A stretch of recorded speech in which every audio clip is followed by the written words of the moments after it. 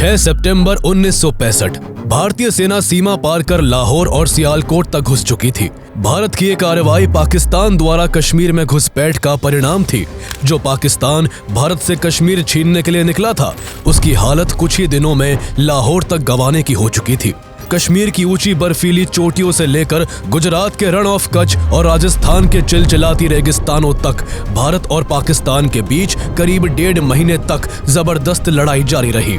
एक तरफ भारत था जो 3 साल पहले ही 1962 में चाइना से जंग हार चुका था, तो दूसरी ओर पाकिस्तान था जो अमेरिका से एडवांस वेपन्स खरीद कर हवा में था और 17 सालों से कश्मीर छीनने के अधूरे ख्वाब को पूरा करने के लिए बेचैन था। पाकिस्तान द्वारा थोपे गए इस भीषण युद्ध में पाकिस्तान के पास भारत से कहीं ज्यादा बेहतर हथियार और लड़ाकू विमान थे, लेकिन भारतीय फौज ने अपनी बेहतर रणनीति, अदम्य साहस और मजबूत इरादों से पाकिस्तान को मुंह तोड़ जवाब देते हुए भारतीय तिरंगे को झुकने नहीं दिया था। भारतीय सेना में ये जज्बा प्राइम मिनिस्टर लाल बहादुर शास्त्री ने भरा था, जिन्होंने बीच युद्ध में देश को संबोधित करते हुए कहा था, तलवार की नोक पर या एटम बॉम्ब के डर से कोई हमारे देश को झुकाना चाहे, दबाना चाहे, ये देश हमारा दबने वाला नहीं। हुआ भी बिल्कुल वैसा ही। भारतीय सेना ने न केवल भारतीय सीमाओं में घुस आए पाकिस्तान को जोरदार टक्कर दी, बल्कि पाकिस्तान के अंदर घुसकर उसे घुटनों पर ला दिया। भारतीय सेना ने दो तरफ से पाकिस्तान में दाखिल होते हुए कुछ ही दिनों में उसके कई जरूरी इलाकों को अपने कब्जे में ले लिया, जिनमें स्ट्रेटेजिक रूप से बेहद इंपॉर्टेंट बुर्की विलेज भी शामिल था, जिसे कब्जे में लेकर इंडियन आर्मी ने जीत के प्रतीक के रूप में वहां के पुलिस स्टेशन के ऊपर इंडियन फ्लैग को फहरा दिया था, जहां से लाहौर का फासला केवल 14 किलोमीटर का ही रह गया था। लेकिन सोचने वाली बात यह है कि हमेशा डिफेंसिव अप्रोच अपनाने वाला भारत आखिर कैसे पाकिस्तान में घुसकर उसके इलाकों को अपने कब्जे में लेने लगा था। भारत और पाकिस्तान के बीच आखिर 1965 का यह युद्ध हुआ ही क्यों था, और आखिर इस वॉर में अपर हैंड होने के बावजूद भारत क्यों सीज फायर के लिए राजी हो गया था। Several thousand Pakistani soldiers, fully armed but clad in civilian clothes, crossed into Jammu and Kashmir. In this area, in 1965. Hello, 6-5 for all stations 3. Target uniform 1153. Many battles were fought. 9-3 Roger. Uniform target. Many lives were lost. अगर तलवार की नोक पर या atom bomb के डर से कोई हमारे देश को झुकाना चाहे, दबाना चाहे, ये देश हमारा दबने वाला नहीं।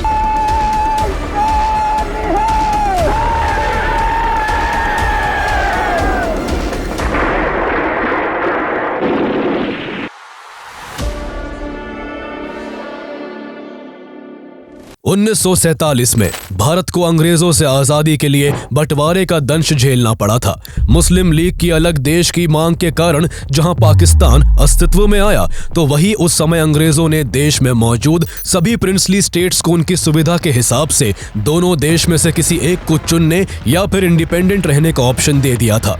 ऐसे में जम्मू एंड कश्मीर के राजा हरि सिंह ने भारत और पाकिस्तान के साथ स्टैंड स्टिल अग्रीमेंट की पेशकश कर जम्मू एंड कश्मीर को एक इंडिपेंडेंट स्टेट डिक्लेयर कर दिया।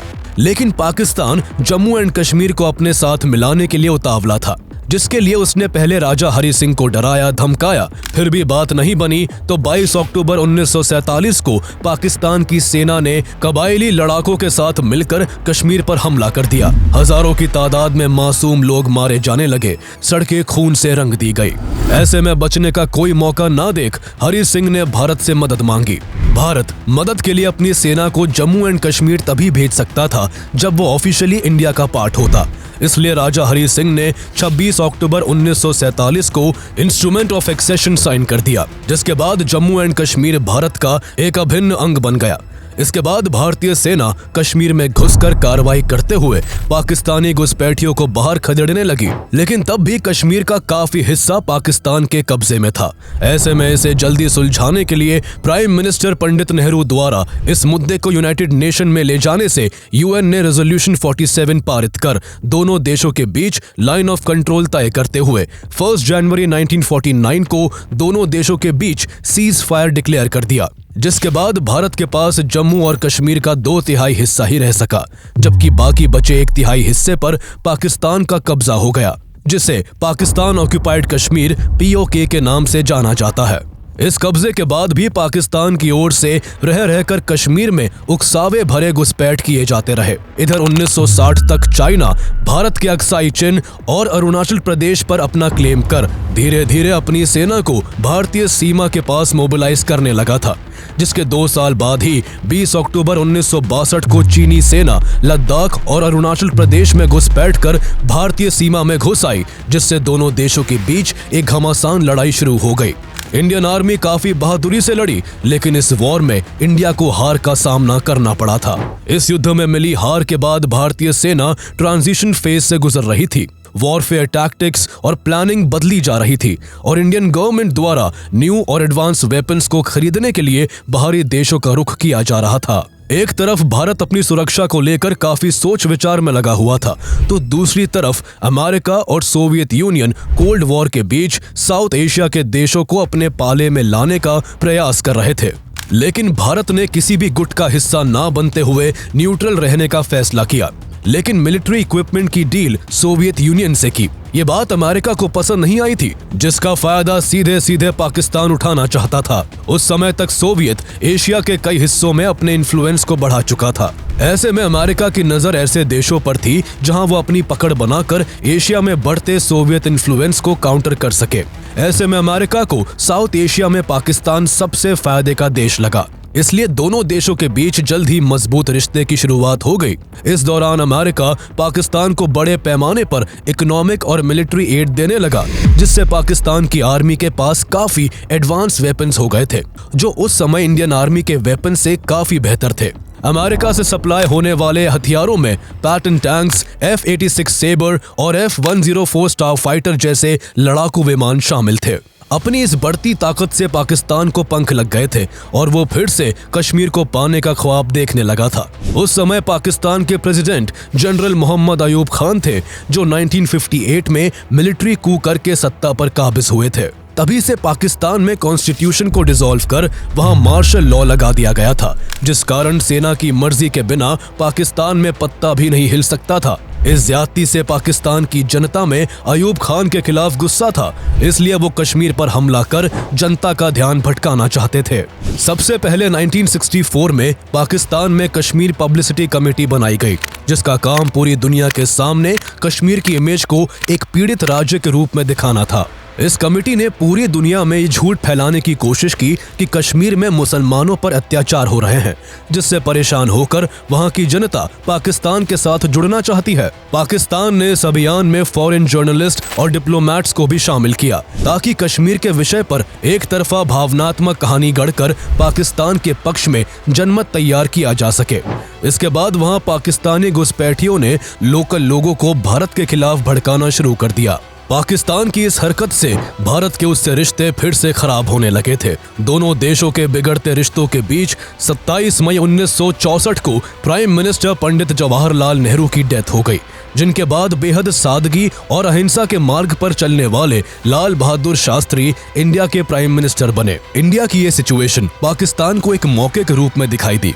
अयूब खान लाल बहादुर शास्त्री को एक कमजोर प्राइम मिनिस्टर के तौर पर आंकते थे, इसलिए उन्होंने शास्त्री जी के पीएम बनने के कुछ महीने बाद ही 1965 के शुरुआती महीने में गुजरात की सीमा के पास एक 18 मील लंबी सड़क बना दी, जो भारत के रण ऑफ कच्छ में कई जगह करीब 1.5 मील अंदर तक जाती थी।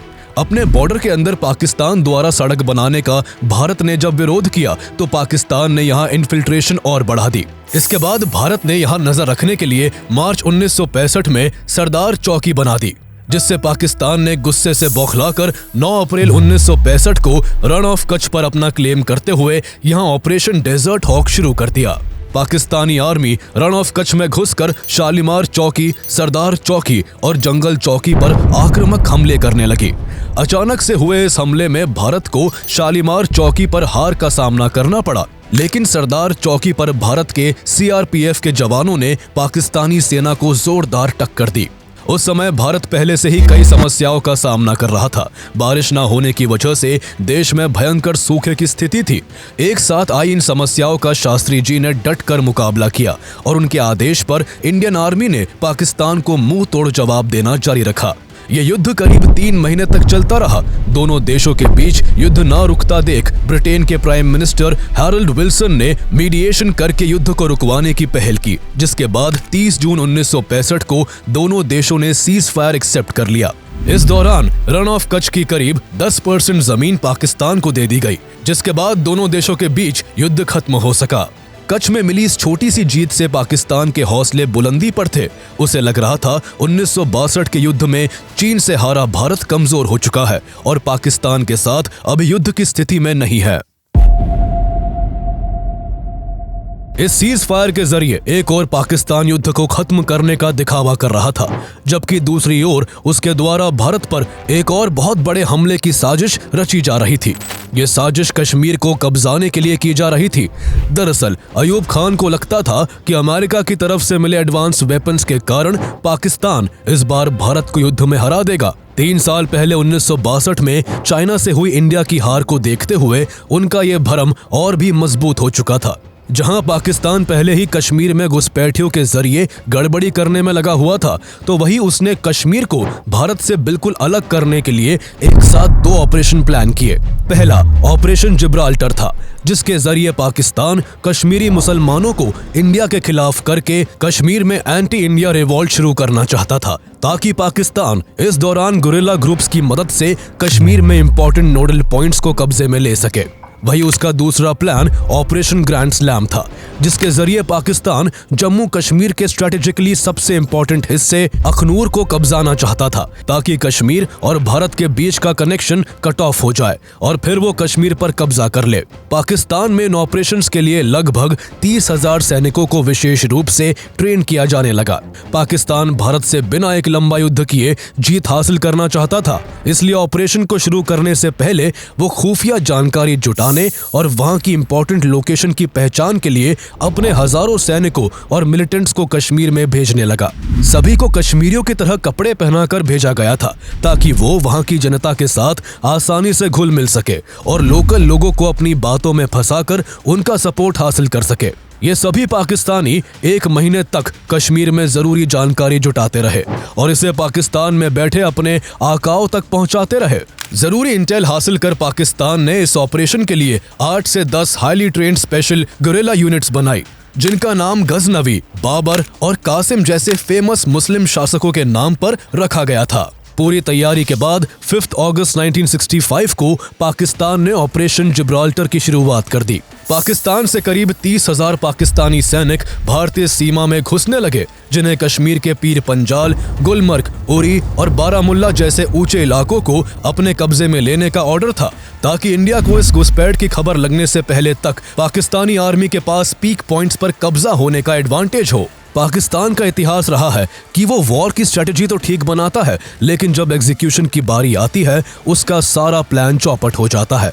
ऐसा ही तब देखने को मिला जब पाकिस्तानी सैनिक और उनके घुसपैठिए इस उम्मीद से कश्मीर में घुसे कि कश्मीरी लोग इस वॉर में पाकिस्तान को सपोर्ट करेंगे, लेकिन जैसे ही इस ऑपरेशन की शुरुआत हुई इसकी हवा निकल गई। पाकिस्तानी घुसपैठिए पंजाबी बोलते थे, जबकि कश्मीर में उसी से मिलती जुलती डोगरी भाषा बोली जाती है। इस कारण जब भी वो लोकल लोगों से बात करते वहां के लोग उन्हें पहचान लेते। इस तरह पाकिस्तान के प्लान का पर्दाफाश होने में जरा भी वक्त नहीं लगा। लोकल लोगों ने पाकिस्तान के इस घुसपैठ की खबर इंडियन आर्मी को दे दी, जिसके बाद इंडियन आर्मी ने अलर्ट होते हुए जम्मू कश्मीर के चप्पे चप्पे में छानबीन कर पाकिस्तानी घुसपैठियों को चुन चुन कर एलिमिनेट करना शुरू कर दिया। जल्दी ही सैकड़ों पाकिस्तानी घुसपैठिए न्यूट्रलाइज कर दिए गए, साथ ही उनमें से 4 को जिंदा पकड़ लिया गया। इंडियन आर्मी ने जब इनसे सख्ती की तो चारों ने जल्दी ही पाकिस्तान के इस पूरे ऑपरेशन के कच्चे चिट्ठे खोल कर रख दिए। ऑपरेशन जिब्राल्टर के दौरान पाकिस्तानियों की मंशा हमले के बीच एक radio station voice of Kashmir शुरू करने की भी थी, जिसके जरिए ये झूठ फैलाना था कि कश्मीर के लोगों ने हिंदुस्तान से बगावत कर दी है और कश्मीर भारत से अलग हो चुका है। इस दौरान खबरें रेडियो पर प्रसारित तो हुई, लेकिन पाकिस्तान से नहीं बल्कि भारत के ऑल इंडिया रेडियो के जरिए, जिस पर पाकिस्तान की इन करतूतों को पूरी दुनिया के सामने लाकर रख दिया गया। वही इंडियन आर्मी पाकिस्तानी घुसपैठियों को खदेड़ते हुए जम्मू कश्मीर के स्ट्रेटेजिक पॉइंट्स को उनसे फ्री करती जा रही थी। इंडियन आर्मी की ये कार्रवाई अगस्त के अंतिम दिनों तक जारी रही, जिस बीच 26 अगस्त 1965 को भारतीय सेना ने पीओके के अंदर घुसकर हाजी पीर पास पर हमला कर दिया। पीओके का हाजी पीर पास वो इलाका था जहां से पाकिस्तान की तरफ से इन्फिल्ट्रेशन हो रहा था। भारतीय सैनिकों ने पहाड़ी और दुर्गम रास्तों को पार करते हुए पाकिस्तानी ठिकानों को नेस्तानाबूद कर दिया और 3 दिनों की लगातार लड़ाई के बाद 28 अगस्त को हाजी पीर पास पर अपना कंट्रोल जमा लिया। हाजी पीर पास पर भारत की जीत से पाकिस्तान के घुसपैठ के सभी रास्ते बंद हो गए थे, जिससे घुसपैठिए उल्टे पांव पाकिस्तान भागने को मजबूर हो गए।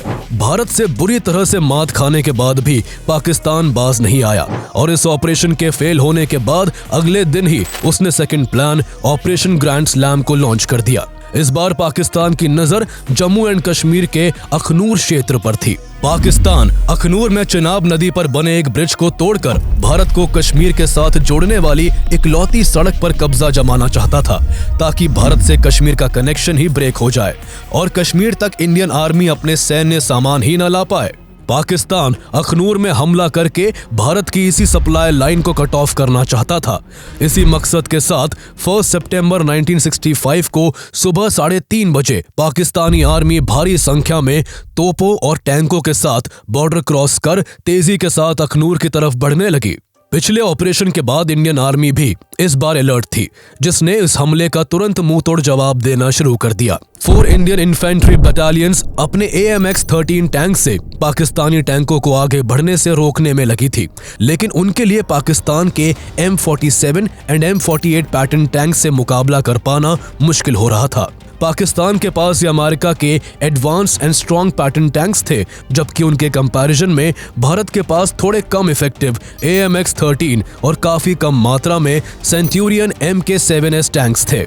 इस कारण यहाँ धीरे धीरे पाकिस्तानी आर्मी अपनी पोजीशन मजबूत करती चली जा रही थी। सुबह के 9 बजे तक पाकिस्तानी आर्मी ने छम को अपने कब्जे में ले लिया था। जमीनी लड़ाई में भारी पड़ रहे पाकिस्तानियों को सबक सिखाने का भारत के पास एक ही असरदार ऑप्शन था, और वो था इस युद्ध में इंडियन एयरफोर्स की एंट्री करवाना। हमले के पहले ही दिन डिफेंस मिनिस्टर यशवंतराव चव्हाण ने एयर मार्शल अर्जन सिंह और army chief general JN Chaudhari के साथ एक मीटिंग की। मीटिंग के बाद एयरफोर्स को युद्ध में शामिल करने का फैसला लिया गया, जिसके बाद इंडियन एयरफोर्स के 12D हैविलैंड वेम्पायर्स और 14 डसॉल्ट मेस्टेयर फोर्स लड़ाकू विमान पठानकोट एयरबेस से छम की ओर टेक ऑफ कर गए। इसके जवाब में पाकिस्तान एयरफोर्स ने भी अपने F-86 सेबर्स लड़ाकू विमान मैदान में उतार दिए। यहाँ सेना को डिफेंसिव होते देख 3 सितंबर को प्राइम मिनिस्टर लाल बहादुर शास्त्री ने अपने कैबिनेट की इमरजेंसी मीटिंग बुलवाई। कैबिनेट और सभी मिलिट्री चीफ से इंटेंसिव कंसल्टेशन के बाद ये तय हुआ कि India all out military action लेगा और पहली बार इंडियन आर्मी LOC को क्रॉस कर लाहौर और सियालकोट को अपने कब्जे में लेगी। इसके पीछे का मकसद कश्मीर से पाकिस्तानी आर्मी का ध्यान भटकाने का था। पाकिस्तानी हिस्सों को कब्जा कर भारत इसका इस्तेमाल युद्ध के बाद बेहतर नेगोशिएशंस के लिए करना चाहता था। उसी दिन इस ऑर्डर को आर्मर्ड डिवीजन तक पहुंचाने के लिए एक डिस्पैच राइडर को भेजा गया, लेकिन उसे रास्ते में ही पाकिस्तानी आर्मी ने पकड़ लिया और इसकी जानकारी अपनी मिलिट्री इंटेलिजेंस तक पहुंचा दी कि भारत लाहौर पर हमले की प्लानिंग कर रहा है। हालांकि पाकिस्तान में इस लीड पर किसी ने विश्वास नहीं किया। उन्हें लगा कि भारत ने जानबूझकर उनका ध्यान युद्ध से भटकाने के लिए अपने डिस्पैच राइडर को पकड़वाने का नाटक किया है। इस तरह से पाकिस्तान ने इस पर कोई एक्शन नहीं लिया और भारत का ये प्लान फेल होते होते बच गया। इधर कश्मीर में घमासान लड़ाई जारी थी। पहले ही दिन पाकिस्तानी एयरफोर्स भारी पड़ती दिख रही थी। उसने इंडियन एयरफोर्स के कई वैम्पायर्स विमानों को शॉट डाउन कर अपनी एक्टिविटीज श्रीनगर से लेकर पंजाब तक बढ़ा ली थी। वही पाकिस्तानी फोर्सेस मुनावर तैवी रिवर को पार कर पहले ही छम तक आ पहुंची थी। सिचुएशन ऐसी थी कि कश्मीर भारत के हाथ से फिसलता दिख रहा था। तभी पाकिस्तान की तरफ से एक ऐतिहासिक गलती की जाती है, जो उसे बैक फुट पर धकेलने के लिए काफी थी। पाकिस्तान ने बीच युद्ध में इस ऑपरेशन को लीड कर रहे commander major general Akhtar Hussain Malik को हटाकर उसकी जगह मेजर जनरल याह्या खान को नया कमांडर बना दिया। वजह कुछ और नहीं बल्कि पाकिस्तान के इस जंग में जीतने पर प्रेसिडेंट जनरल अयूब खान का क्रेडिट किसी और के बीच ना बट जाए, इसलिए ऐसा किया गया था। उन्हें कहां पता था कि आगे चलकर ये एक बदलाव उन्हें बहुत महंगा साबित होगा। कमांडर के बदले जाने में ही एक दिन से ज्यादा का वक्त लग गया, जिससे पाकिस्तानी आर्मी कंफ्यूज हो गई और उनका अटैक कमजोर पड़ गया। इतना वक्त भारतीय सेनाओं के लिए एकजुट होकर बेटर स्ट्रेटेजी से काउंटर अटैक प्लान करने के लिए काफी था। मौके की नजाकत को समझते हुए इंडियन फोर्सेस ने अपने हमले तेज कर यहाँ के कई मोर्चों पर अपनी स्थिति बेहद मजबूत कर ली।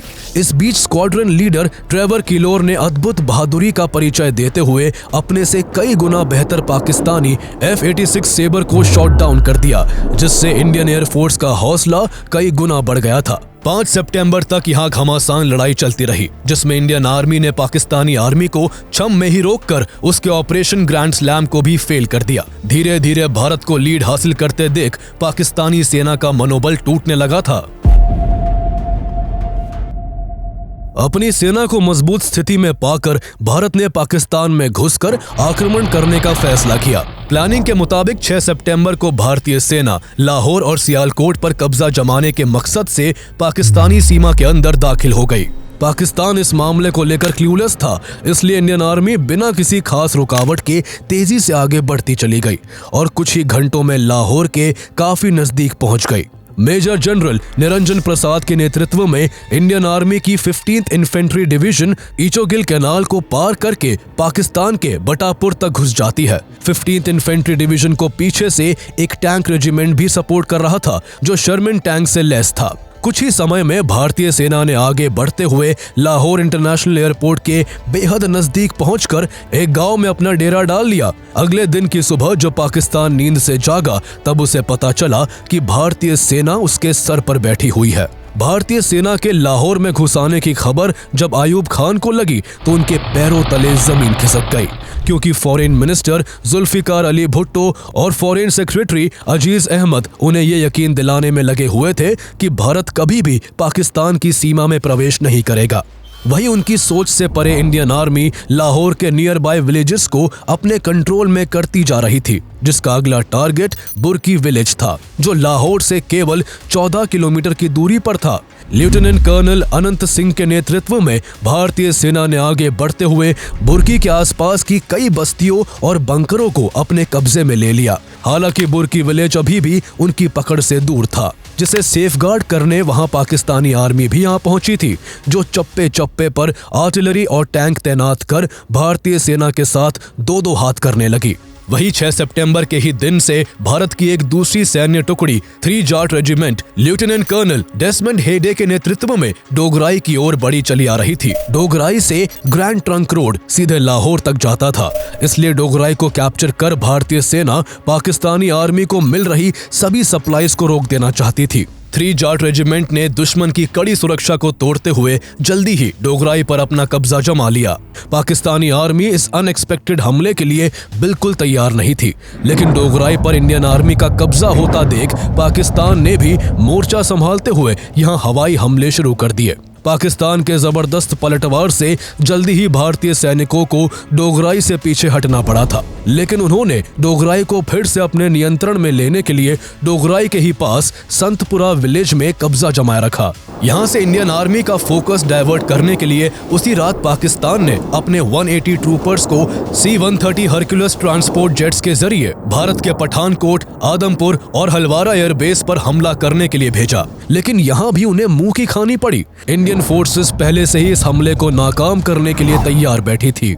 भारतीय वायुसेना ने पाकिस्तान के जेट्स को खदेड़ना शुरू कर दिया। भारतीय पायलटों ने दुश्मन के कई लड़ाकू विमानों को हवा में ही नष्ट कर दिया, जिससे धीरे धीरे पाकिस्तान के हवाई हमलों की गति कमजोर पड़ने लगी। हमले की सूचना पाकर लोकल पुलिस भी सेना का साथ देने आ गई, जिसके बाद पाकिस्तानी कमांडोज का हाल ये हुआ कि 180 में से केवल 20 कमांडोज ही वापस पाकिस्तान जा सके, जबकि 22 मारे गए और 138 को बंदी बना लिया गया। पाकिस्तान की इस हार के पीछे सबसे बड़ा कारण कोई प्रॉपर ब्रीफिंग और एडिक्वेट प्लानिंग ना होना था। वो हमला करने की जल्दबाजी में एक के बाद एक कई मोर्चों पर भारतीय सेनाओं से शिकस्त खा रहा था। ऐसे ही पाकिस्तान ने 7 सितंबर को नेवल वेसल्स की मदद से गुजरात के द्वारका शहर में भारी बॉम्बार्डमेंट करके ऑपरेशन द्वारका की शुरुआत कर दी। ऐसा करके पाकिस्तान नदर्न फ्रंट पर भारी पड़ रही इंडियन एयरफोर्स का ध्यान इस तरफ डाइवर्ट करना चाहता था। साथ ही पाकिस्तान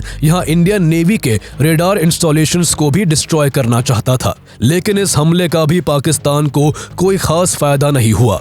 इंडिया इस वॉर में नेवी कॉन्फ्लिक्ट नहीं चाहता था, लेकिन फिर भी पाकिस्तानी नेवी के इस हमले पर इंडियन नेवी ने जल्दी ही काबू पा लिया। हालांकि इस हमले में इंडियन नेवी को काफी नुकसान भी उठाना पड़ा था। इसलिए इस वॉर के बाद इंडियन गवर्नमेंट को नेवी को और मजबूत करने की जरूरत महसूस हुई थी, जिसके लिए बाद में कई गुना बजट भी बढ़ाया गया। वहीं इस हार से बौखलाए पाकिस्तान ने 8 सितंबर को एक नया दांव खेलते हुए ऑपरेशन वाइंड अप की शुरुआत कर दी। इस ऑपरेशन के जरिए पाकिस्तान लाहौर और सियालकोट के मोर्चे पर भारतीय सेना को रोकने के साथ साथ भारतीय सीमा में घुसकर पंजाब के अमृतसर और राजस्थान के मुनाबाव पर कब्जा जमाना चाहता था। इसी मोटिव के साथ जहां उसकी एक सैन्य टुकड़ी अमृतसर की तरफ कूच करने लगी, तो वही एक पाकिस्तानी सैन्य टुकड़ी राजस्थान की तरफ से बॉर्डर क्रॉस कर यहां मुनाबाव में भारतीय पुलिस चौकियों पर कब्जा जमाने के लिए आगे बढ़ती चली आ रही थी। पाकिस्तान की बढ़ती गतिविधियों को देखते हुए भारतीय सेना की 5th Maratha light infantry regiment इस चौकी पर तैनात राजस्थान पुलिस को सपोर्ट करने आ पहुंची। भारतीय सैनिकों ने 24 घंटे तक बहादुरी से यहां मोर्चा संभाले रखा, लेकिन पाकिस्तानी सेना की भारी गोलीबारी और हमलों के चलते स्थिति बहुत गंभीर हो गई थी। यहां उनका पलड़ा भारी होता जा रहा था, इसलिए एक और रेजिमेंट को यहां मदद के लिए भेजा गया। लेकिन पाकिस्तानी एयरफोर्स ने पूरे क्षेत्र पर हवाई हमले शुरू कर दिए और गदरा रोड रेलवे स्टेशन के पास अतिरिक्त सुरक्षा बल के साथ आ रही ट्रेन पर भी हमला कर उसे वहीं रोक दिया। इससे यहां लड़ रही 5th Maratha light infantry regiment कमजोर पड़ गई और अगले कुछ दिनों में पाकिस्तानी सेना ने मुनाबाव को अपने कब्जे में ले लिया। वही पाकिस्तान की दूसरी सैन्य टुकड़ी 1 आर्म डिवीजन अपने पैटर्न टैंक से गोले बरसाते हुए पंजाब के खेमखरन सेक्टर में आगे बढ़ने लगी। यह हमला इतना जबरदस्त था कि आसपास के इलाके तेज आवाजों से थर्रा उठे। जल्दी ही ब्रिगेडियर थॉमस के थियोगराज ने आगे बढ़कर यहां मोर्चा संभाल लिया। पाकिस्तानी अटैक को कमजोर करने के लिए उनके पैटर्न टैंकों को रोकना सबसे जरूरी था। इसलिए ब्रिगेडियर थॉमस के थियोगराज ने इसके लिए एक शानदार प्लान तैयार किया। सबसे पहले उन्होंने यहां एयर सपोर्ट की मांग की, जिसके बाद भारतीय पायलटों ने आर्मी को बैकअप देने के साथ साथ दुश्मनों के टैंकों को रॉकेट्स के सहारे बर्बाद करना शुरू कर दिया। इसके बाद ब्रिगेडियर थॉमस के थियोगराज ने खेमकरन के खेतों में पानी भरने के लिए वहां की एक नहर को खोल दिया, जिससे यहां की मिट्टी जल्दी ही कीचड़ में बदल गई और पाकिस्तानी टैंक उसमें फंसकर अपनी तेजी खो बैठे। इंडियन फोर्सेस ने इसका फायदा उठाते हुए दुश्मन और उसके टैंकों पर जोरदार धावा बोल दिया।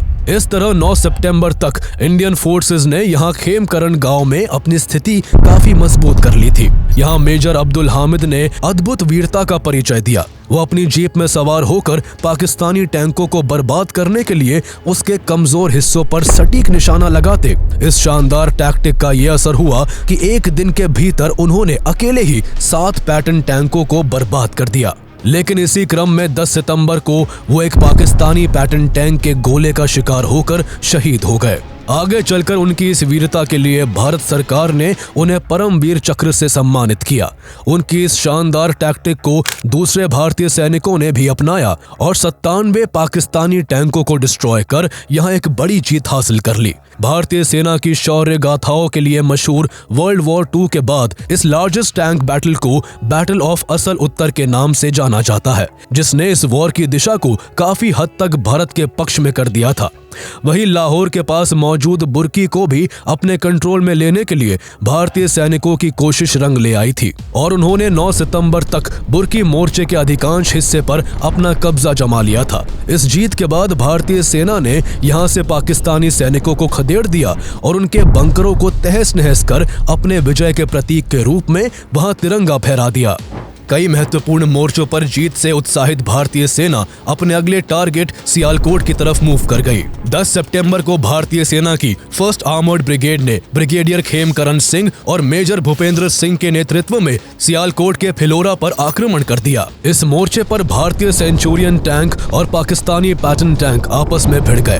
भारतीय सैनिकों को पैटर्न टैंक्स को खत्म करने का तरीका पता चल चुका था, इसलिए उन्होंने यहाँ भी बैटल ऑफ असल उत्तर की टैक्टिक्स को अपनाते हुए 11 सितंबर तक 66 पाकिस्तानी टैंकों को पूरी तरह से बर्बाद कर बैटल ऑफ फिलौरा को भी जीत लिया। लेकिन इस जीत में जहां कई इंडियन सोल्जर्स की कुर्बानी शामिल थी, तो वही सबसे अहम भूमिका निभाने वाले मेजर भूपेंद्र सिंह भी इसमें बहुत बुरी तरह से घायल हो गए थे।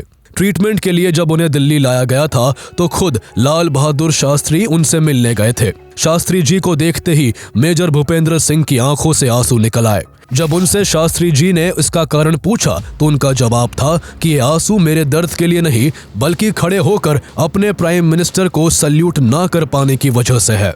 मेजर भूपेंद्र सिंह को बचाया नहीं जा सका और बाद में उनकी बहादुरी के लिए उन्हें महावीर चक्र से सम्मानित किया गया।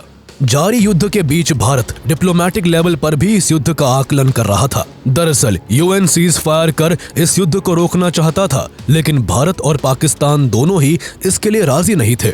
दोनों देशों को सीज फायर के लिए राजी ना होता देख यूएन सेक्रेटरी जनरल यू थांट दोनों देशों का दौरा कर युद्ध रोकने का प्रयास कर रहे थे। यूएन के सीज फायर के प्रपोजल को ध्यान में रखते हुए 13 सितंबर को शास्त्री जी ने कैबिनेट और सभी सेना प्रमुखों के साथ एक इमरजेंसी मीटिंग की, जिसमें यह चर्चा हुई कि अगर भारत सीज फायर के लिए राजी हो जाता है तो इससे देश को कितना फायदा और कितना नुकसान हो सकता है। भारत उस समय काफी अच्छी पोजीशन में था और भारतीय सेना ने पाकिस्तान के अंदर घुसकर उसके कई इलाकों को जीत लिया था। इसलिए कैबिनेट ने शास्त्री जी को सीज फायर न करने की सलाह दी। इस वजह से भारत ने यह युद्ध जारी रखने का निर्णय लिया। तब तक भारतीय सेना सियालकोट सेक्टर के चाविंडा को अपने कब्जे में लेने के लिए कूच कर चुकी थी। 14 सितंबर को भारतीय सेना ने लेफ्टिनेंट कर्नल टारापोरे की अगुवाई में चाविंडा पर हमले शुरू किए। यहाँ कई दिनों तक घमासान लड़ाई चलती रही, लेकिन जीत हार का फैसला नहीं हो सका। दोनों ही ओर से सैकड़ों सैनिक अपने देश के लिए शहीद हो गए, जबकि सैकड़ों टैंक धराशायी हो गए। Indian army chief JN Chaudhuri Chawinda पर कब्जा करना चाहते थे, क्योंकि ये लोकेशन लाहौर और सियालकोट को कनेक्ट करती है। यहाँ इंडिया की जीत से पाकिस्तान अलग थलग पड़ जाता और उसे इंडिया की शर्तों पर नेगोशिएशन के लिए राजी होना पड़ता। भीषण युद्ध के बीच यूनाइटेड नेशन ने 20 सितंबर को रेजोल्यूशन 211 पास कर एक बार फिर दोनों देशों से सीज फायर करने की अपील की। उसी दिन यूएन की मांग को ध्यान में रखते हुए prime minister Lal Bahadur Shastri army chief JN Chaudhuri से मिले और पूछा कि अगर ये युद्ध कुछ दिन और यूं ही चलता रहा तो क्या भारत को एक शानदार जीत मिल सकती है। 13 सितंबर को अपनी जीत को लेकर श्योर JN चौधरी उस दिन कोई सेटिस्फैक्टरी आंसर नहीं दे पाए। ये वॉर पूरी तरह से किसी के पाले में तो नहीं था, लेकिन इसमें भारत को बढ़त जरूर हासिल थी। इस वॉर के चलते जहां पाकिस्तान के कंट्रोल में इंडिया की 550 स्क्वायर किलोमीटर की टेरिटरी थी, तो वही भारत पाकिस्तान के 1920 स्क्वायर किलोमीटर के इलाके को अपने कब्जे में ले चुका था। इस बढ़त के बावजूद ऐसे बहुत से फैक्टर्स थे जो इस वॉर पर इम्पैक्ट डाल रहे थे। ये वजह इतनी बड़ी थी कि वॉर में अपर हैंड होने के बाद भी भारत ने यूएन द्वारा प्रपोज किए सीज फायर को पाकिस्तान से पहले एक्सेप्ट कर सबको हैरानी में डाल दिया। जीत की स्थिति में होने के बावजूद भारत का सीज फायर एक्सेप्ट करने के पीछे कई कारण थे।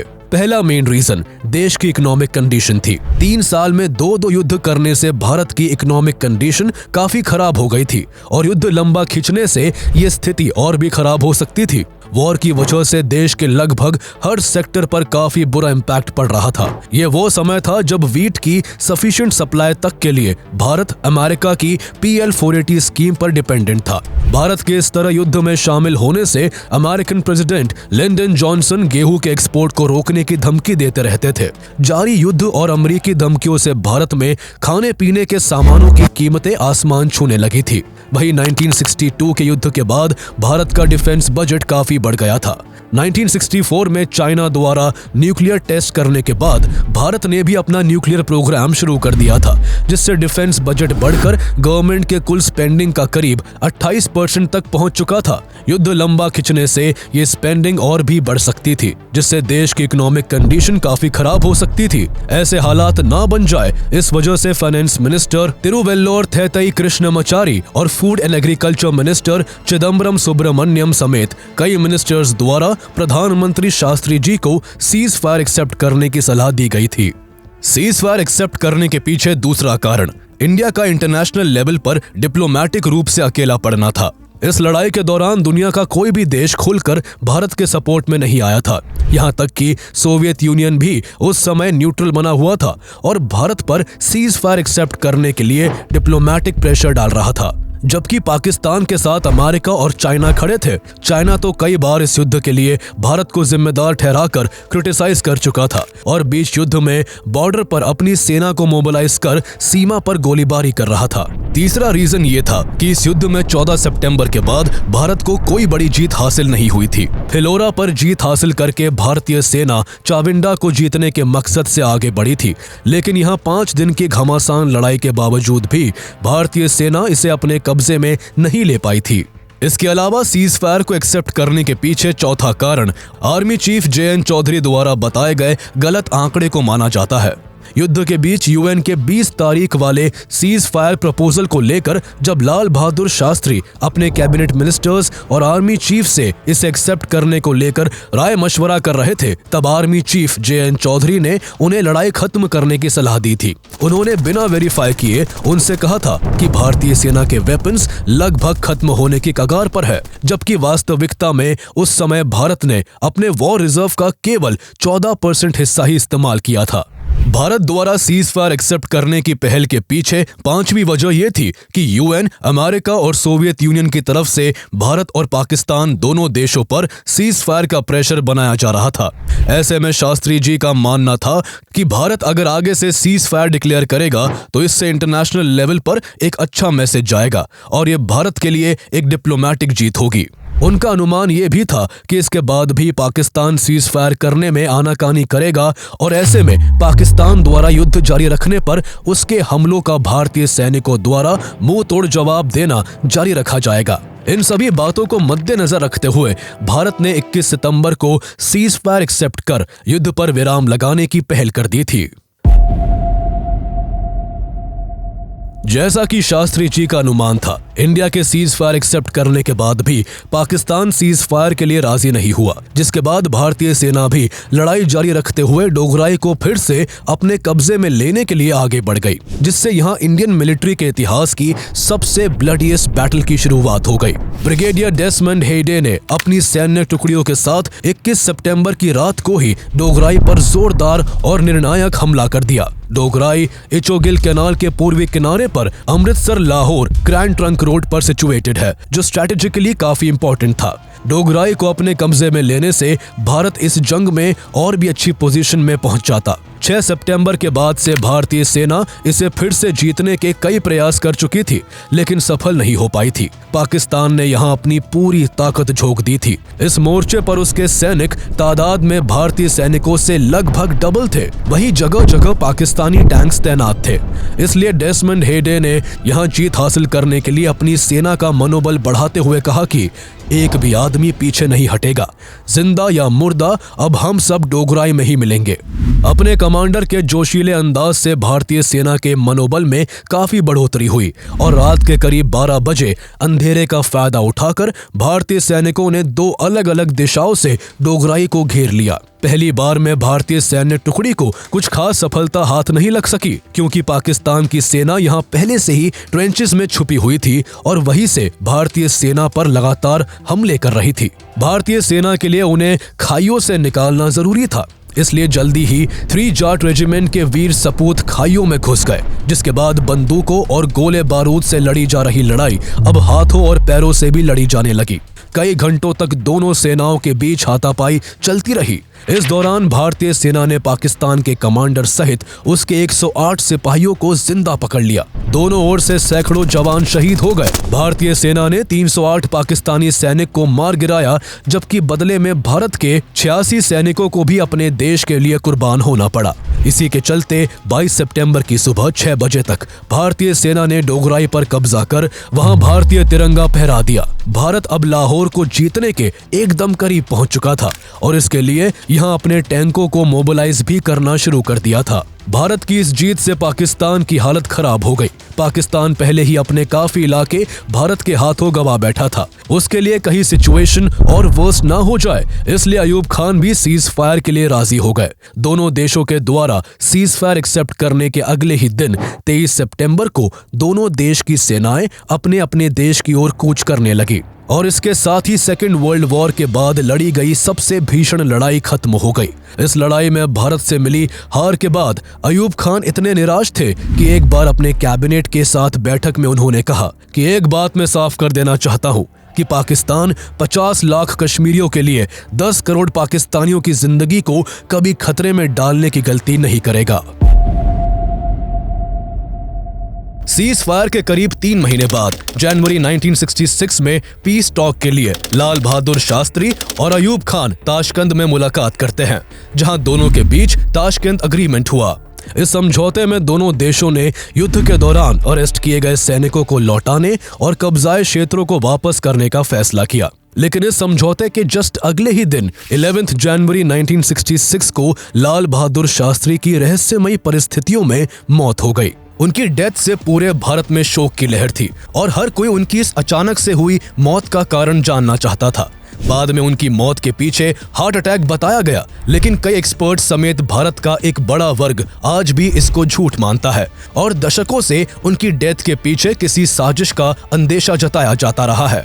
अमेरिकन इंटेलिजेंस एजेंसी के डायरेक्टोरेट ऑफ ऑपरेशंस में उस वक्त सेकंड इन कमांड रहे रॉबर्ट क्राउली ने अपने एक इंटरव्यू में कन्फेस किया था कि लाल बहादुर शास्त्री की मौत के पीछे CIA का हाथ था। इसके बारे में ग्रेगरी डगलस की book conversation with the crow में भी डिटेल से डिस्क्राइब किया गया है।